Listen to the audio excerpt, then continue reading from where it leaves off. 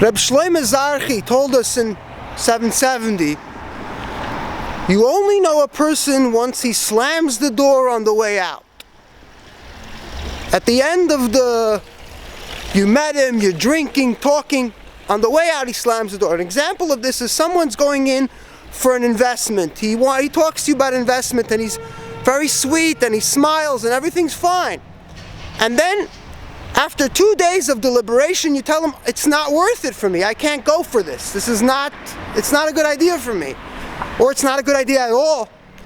And he shows you his anger and this disappointment, and you're looking at him and you're like, why didn't you tell me in the beginning that you looked like a nice guy and I thought this was this is a normal process, and now you're angry and I have to deal with this now? So a person comes to you, he has a faith, he believes in something. He's not secular, he's not rational, but he's not a real chassid. He's like a comfortable chassid. He's college educated, he can walk around in front of the Gezha and with his nose up. He's obviously going to get respect. When you're educated, you're always going to get respect no matter how badly the system looks downly at the education and warns against it. So he comes and he tells you, look, I believe in something, I want you to walk at my pace.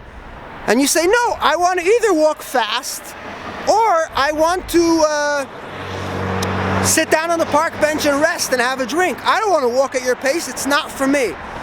So he speaks so nicely to you, but at the end, what is his true colors is how he slams the door on the way out.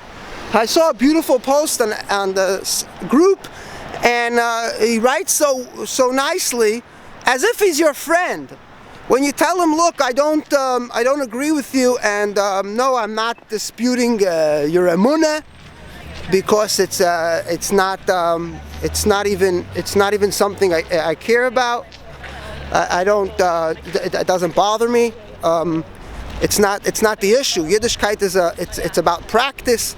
When Ivanka Trump speaks about her Judaism, she doesn't say she found the truth in the Jewish God, because if she's born Christian, it's the same God anyway. What she says is Shabbos. It's a nice thing to be with the kids. It's a nice practice. It's a nice, and only with that is she proud. Even if she became Jewish as a response to revelation. She's had a personal revelation in her life, which she's never mentioned it, but even if that was the case, she would never be proud to say that. She would say, it's a practice.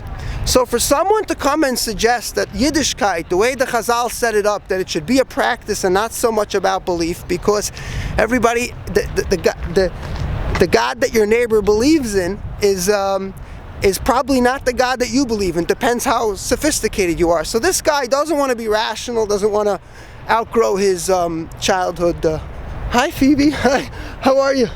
I was just, wow, nice at the chalk. Great. Bye. Enjoy, have fun. So if you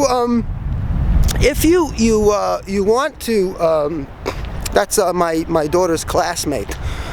So it's beautiful. They're from Texas. I think they're raised, but modern Christians, like maybe Episcopalians or something. Very sweet girl, my daughter's age.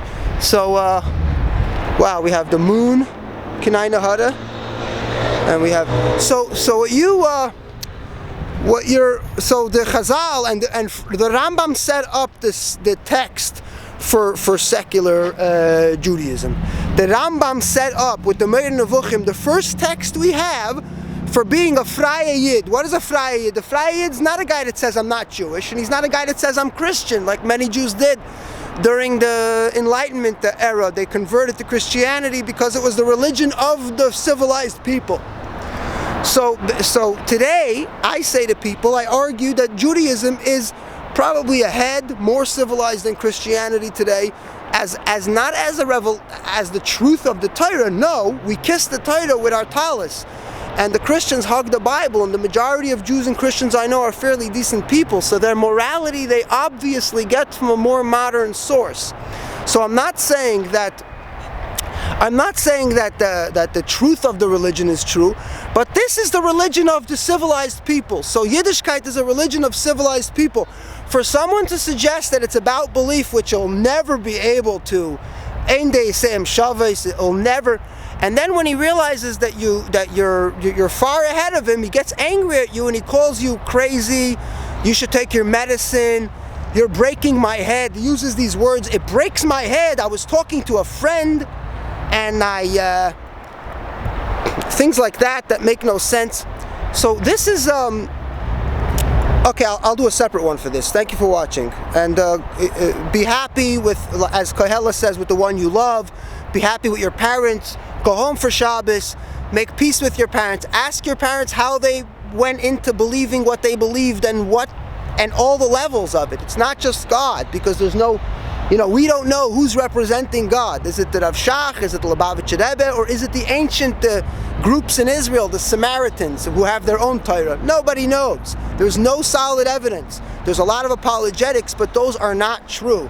As they say bullshit is a bigger enemy of the truth than a lie is. So you can be happy and take it slow, go with your family, be happy.